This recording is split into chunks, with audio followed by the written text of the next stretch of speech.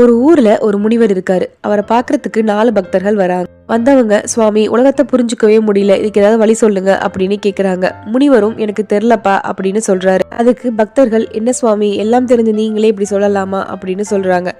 உடனே முனிவரும், சரி 4வரும் என்னோட வாங்க, உங்களை புஷ்பக விமானத்துல கூட்டிட்டு போறேன். போற வழியில உங்களுக்கு ஒரு காட்சி காட்டுறேன், அதை பத்தின கருத்தை நீங்க சொல்லுங்க.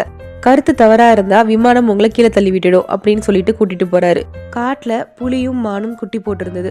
ரெண்டுக்குமே பசி வந்ததுனால இறை தேடி காட்டுக்குள்ள போச்சு. மான் தண்ணி குடிச்சிட்டு இருக்கு. இதை பார்த்த புலி தனக்கு உணவு கிடைச்சிருச்சு அப்படின்னு சொல்லிட்டு அதை வேட்டையாடி சாப்பிட்டும் முடிச்சிருச்சு. முனிவர், இதுக்கு உங்களோட கருத்து என்ன அப்படின்னு கேக்குறாரு.